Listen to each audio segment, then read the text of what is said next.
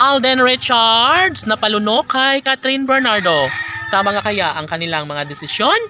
Uy, syempre, hangad ng binata na sana'y hindi na magbabago pa ang pagmamahal na nararamdaman sa kanilang mga puso't isipan.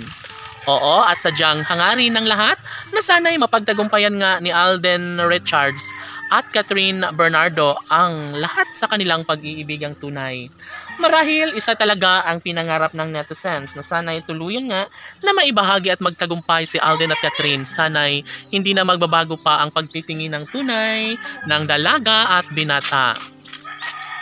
Sabi nga ni Catherine Bernardo na sadyang hindi na niya kailangan pang talikuran ang matamis na pagmamahala nila ni Alden Richards dahil dito niya umano nararamdaman na sadyang tunay at wagas ang pagmamahal na inialay kay Catherine Bernardo sa lalaking nagpapatibok sa kanyang puso na si Alden Richards. Yes, tama ang nasa isipan ng mga fans na sadyang hindi na magbabago pa ang isang pagtingin ni Catherine at Alden Richards sa isa't isa.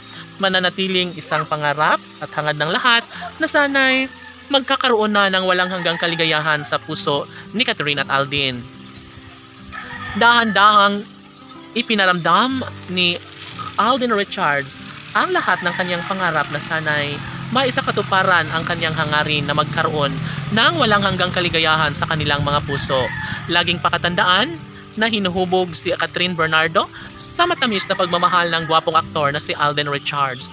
At ito lamang umano ang pinanghahawakan na pangako ni Catherine Bernardo sa binata na sadyang kailanman ay hindi siya papabayaan, hindi siya sasaktan at higit sa lahat mananatili sa tabi ni Alden Richards ang pretty girl na si Catherine. Dapat umano ay maisakatuparan na ang lahat dahil kung tutuusin, mas happy na ang puso ngayon ni Catherine Bernardo dahil nariyan ang lalaking patuloy sa kanya ay nagmamahal na si Alden Richards. Opo, sadyang aminado ang pretty girl na mananatili ang kanilang pagmamahalang tunay sa mga puso ni Alden at Catherine ay natural lamang na magkaroon ng walang hanggang kaligayahan sa kanilang mga puso. Si Catherine at Alden ay nangako ng hindi nila hahayaan na mawala ang kinang sa kanilang pagmamahalan.